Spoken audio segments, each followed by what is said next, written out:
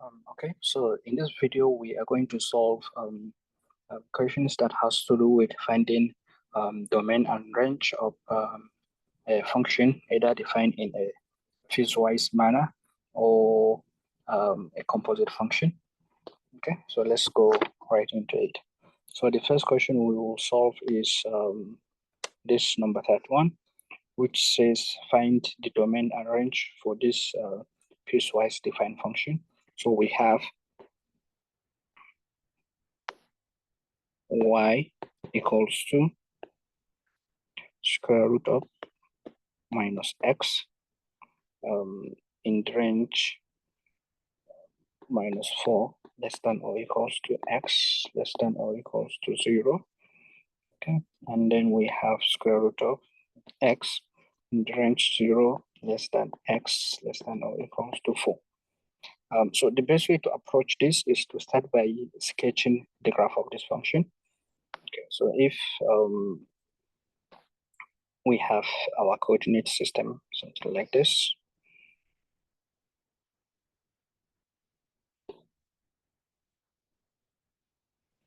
Okay, and let's say this is 1, 2, 3. Okay, yes.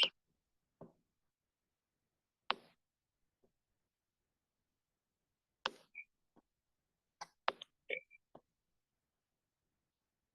4.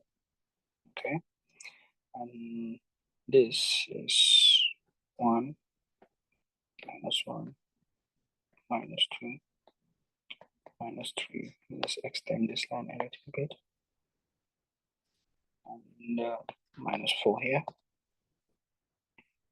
Okay, 1, 2, 3, for example. Okay, so we can see here between -4 to 0, that's the left hand side, we have square root of -x. Okay, so you remember if and between this is square root of x. So let's start with the square root of x, that's right hand side. Okay, so we can draw the graph of square root of x, something like this.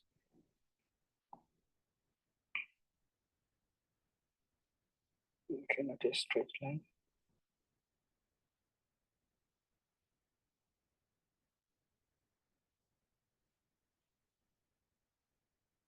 Okay, so this is the graph of y equals to square root of x. And on the right hand side, we have the same graph, but reflection across the y-axis. So we have something like this.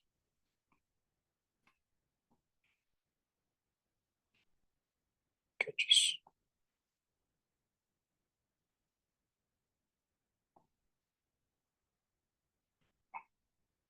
okay, sometimes it's difficult to get this, to reach the shape we are trying to draw. Okay, I think we have it now.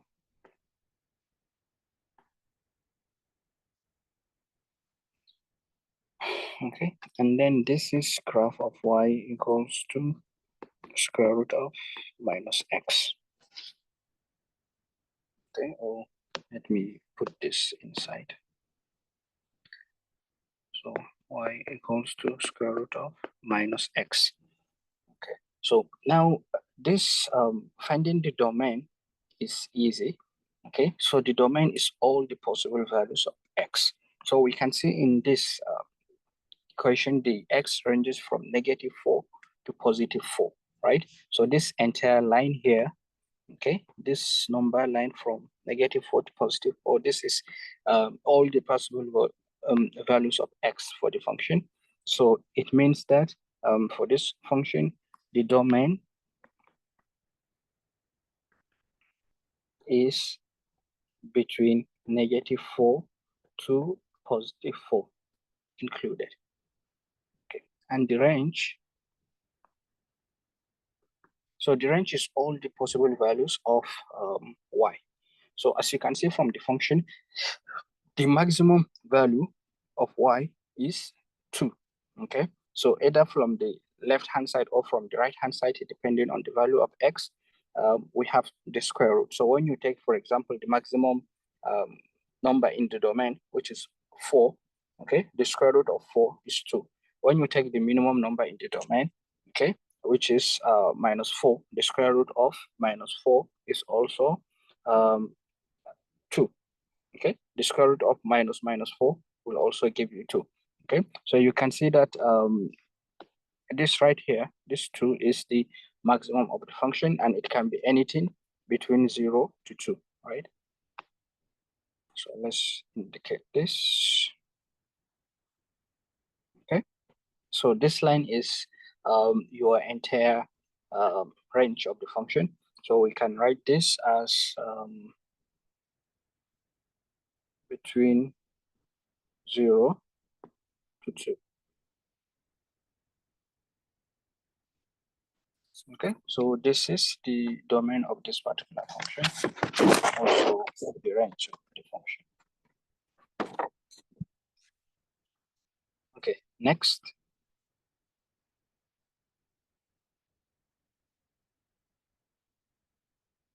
Okay, so next we have y equals to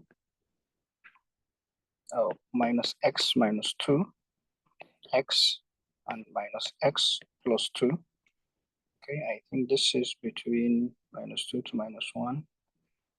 Okay, so -2 less than or equals to x, x less than or equals to -1, and then this is between -1, okay, and less than x, x less than or equals to -1. Let's see. Okay, sorry, +1, and then we have 1 less than x less than or equals to 2.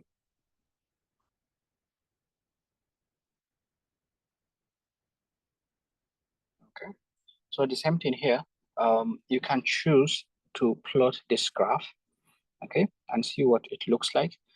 But even without plotting, we can actually see what the domain is. So the domain is the starting point of this function. So the minimum is -2, sorry, okay.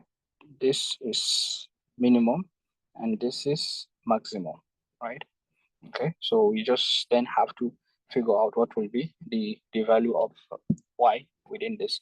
Now, let's try and plot this graph and see how it will look like.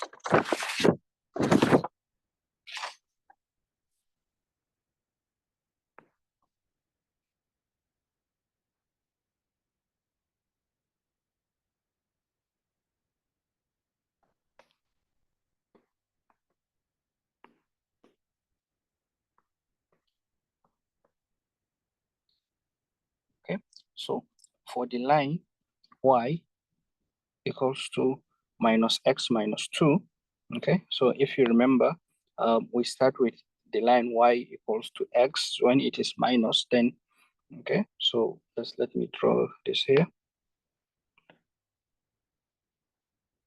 Okay, so this is line y equals to minus x. Okay, so all I have to do is shift it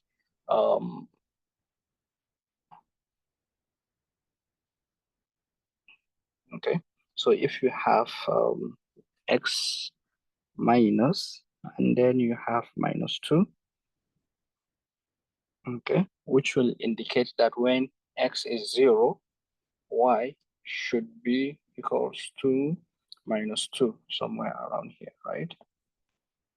Okay, so if this is -1, okay.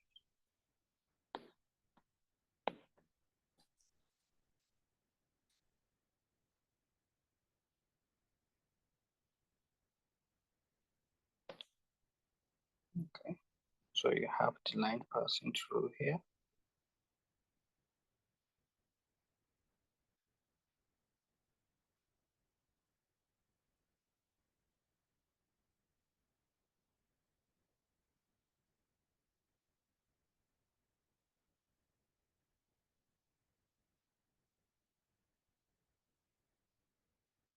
Okay, now we don't need this blue line here.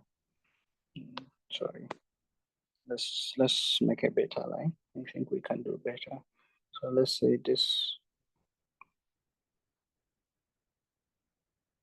Okay, and so this is between -2 and -1, and then from here it is okay. I don't even need this one. So from -1 to 1, this is the line y equals to x. Okay, and then from 1 to 2 is the line y equals to -x plus 2. So it should be this line. Okay, let's put a different color, maybe green. This should also be green.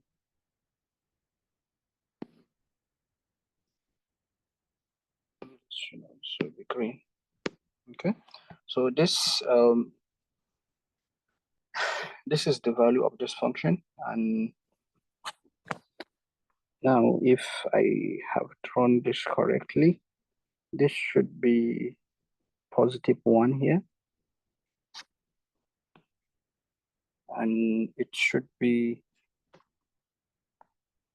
also, this should be -1 here.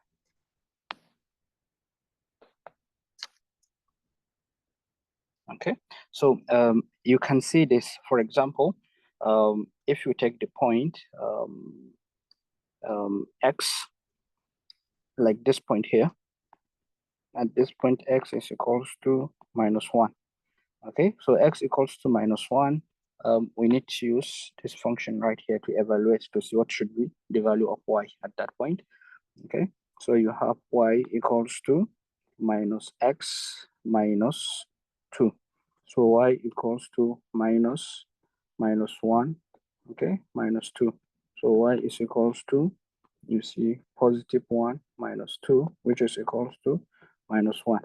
Okay, so at this point, it should be -1 comma -1. Okay, and if we check the same thing for x, this point, x equals to 1, then we need to use the last expression. Then in this case, we have y equals to -x plus 2. Okay, so we have y equals to -1 plus 2, which is equals to +1. Okay, so this is for when x is equals to -1, and this is when x is equals to +1.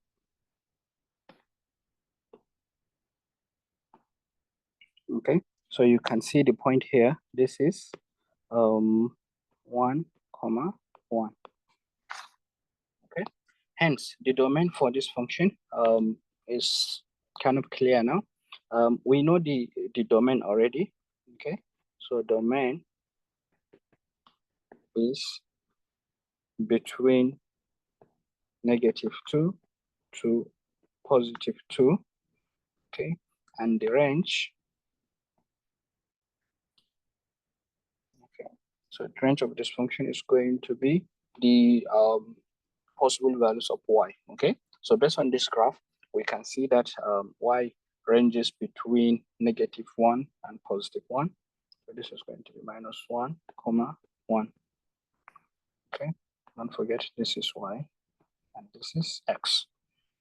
Okay, so this is how you find the graph of a precisely defined function. If you can sketch and see the graph, then you can deduce from the graph what should be the domain and what should be the range of that function. Okay. Now, in here, we first need to come up with the formula for the composite function.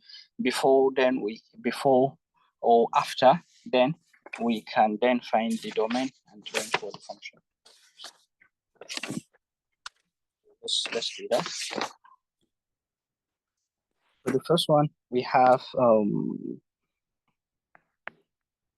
of x equals to 2 minus x squared. Okay, and we have g of x equals to square root of x plus 2. Okay, so now f composite g is equals to 2 minus, now instead of writing x, I need to write the entire g to replace x in this composite function. So this is going to be square root of x plus 2, close the bracket. Now this cancel this, so we have 2 minus x minus 2, which is minus x. Okay, but don't forget, because of this function here, right? So in order to have a real function, we need the values of x to be greater than or equals to minus 2. Because if x is less than minus 2, then this will be a complex number, and it will present like a kind of a complex function. And here we are only dealing with real numbers and real functions. Okay, so we have the condition that x is greater than or equals to minus 2. Okay, so our final formula f of g is equals to minus x. Okay, and let's highlight it. Okay, and the domain we have domain, okay, is anything from -2 to infinity, right? We said that x is greater than or equals to minus 2. So anything from -2 all the way to infinity is in the domain of the function. And range, okay, so range is the possible values of y for this function, right? The possible output of the function. And in this case, since we have minus x, and it's the domain start from -2, okay, so you can see when you take -2, you have minus minus, which makes it positive 2, right? So that's the maximum you will have. When, for example, you take x to be 10, then you have -10. So you can see that the range of for this function goes from negative infinity all the way to positive 2. Okay, now we take g composite x. Okay, so okay, let's take black again. Now we do g composite f. This is going to be square root of x.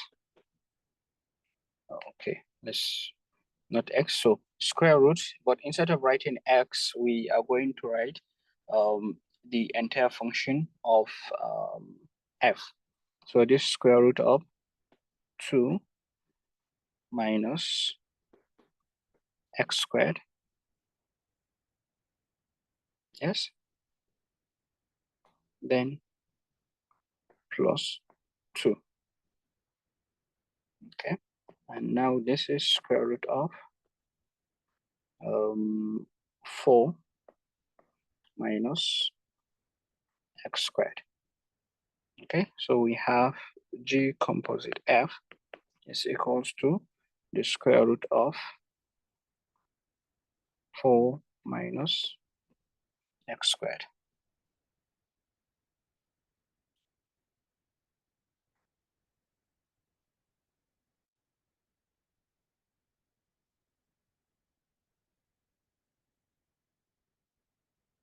Okay, so here, what is the domain of this function? So we need the expression here to be a real number, right? So we need to have the condition that 4 minus x squared to be greater than or equals to 0, right? Okay, so in order to achieve this, okay, we can see that, okay, x okay, has to be between -2 to +2. Because x is squared. For example, if you take x equals to -3, so you are going to have 4 minus square root of -3, which is going to be 9. So you have 4 minus 9, which is going to give you -5. So it's a negative number. So you can see that the input for this function has to be between -2 and +2. Okay, and you can solve this if you can see it by solving this. So for example, you have x squared equals to 4, and you take the square root, so x is equals to +or-2. Okay, so anything in between +-2, that should be the boundary of your function, and this should be the domain. Okay, so this is our domain here.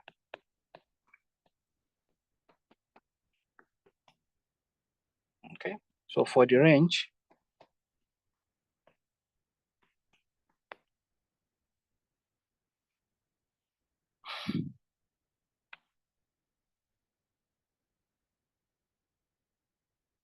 okay, so we can see that the range of this function will vary, because this is a positive function under a square root, so you can get only a positive number. So it starts from 0 and all the way to 2, right? So the range is going to be something like 0 to 2, because if you take x to be equals to 0 here, right? So if we take x to be equals to 0, then we only have square root of 4, okay? And when x is 0, this function is maximum, and the maximum output of the function is going to be 2, okay? So that's why we have it here. And we can write this as -2, 2 as well, okay? So this is the domain, and this is the range of this function.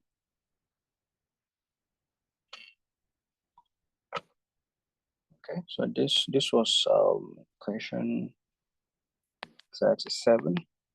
Okay, now let's solve 38.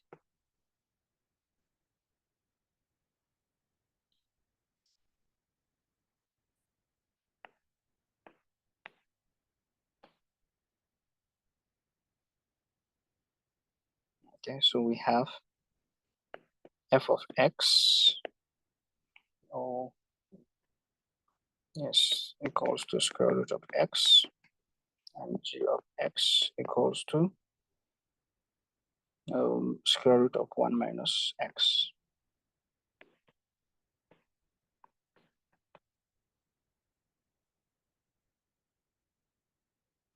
Okay, so now f composite g is going to be square root, then again square root of 1 minus x. Okay, and we know that we can write this in index form. So this is like 1/2, then 1/2 again. So this is like a fourth root. So when you have square root under a square root, it's the same thing as 1 minus x 1/4. Okay, which is the same thing as the fourth root of 1 minus x.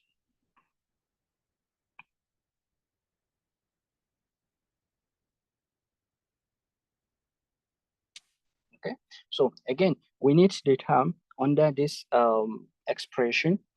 Let's write it here. FOG equals to fourth root of 1 minus x. Okay, so we need the term under this fourth root to be positive, right? Okay, so the values that will make it positive will be in the domain of this function. So hence, we have the domain equals to, okay? So as you can see, because of this negative sign here, if we take any negative number and it will be negative, so it will make it positive. So anything from negative infinity, okay, all the way to -1 should be, oh, sorry, all the way to 1, because anything above 1 will now, for example, if you take 2, then you only have 1 minus 2, which will be -1. So you don't want that. So it will go from negative infinity all the way to 1. Okay. And for the range, so range, it will be, because foot root of number that start from infinity to 1 is going to range between 0, it is positive, so between 0 to infinity. Okay, so 0 included. So let's change this.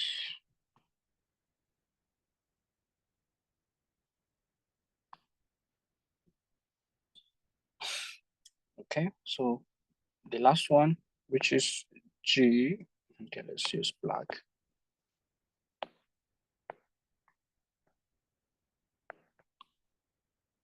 G of composite F. Okay, so now this is going to be, so G is square root of 1 minus square root of X.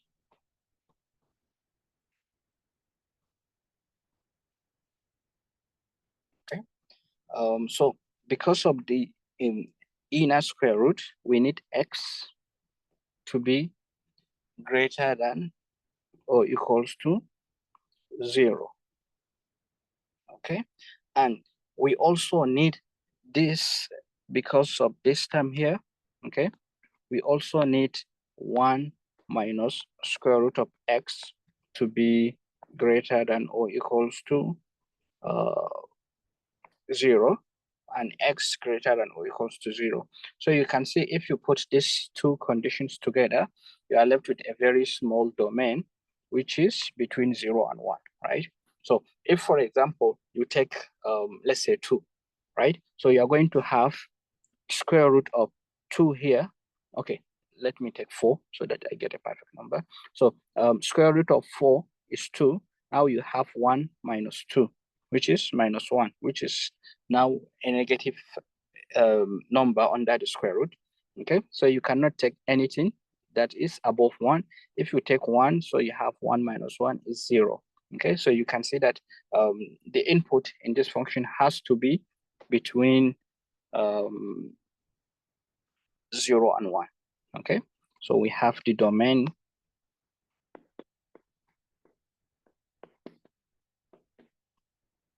equals to 0, 1. Okay, and the range will also be the same, right?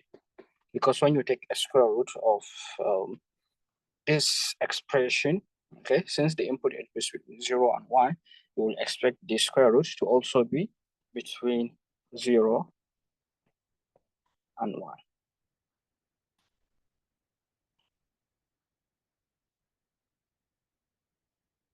Okay, so there you have it. This is a brief explanation on how we can solve this problem. I will see you during our class session again. Okay, thank you.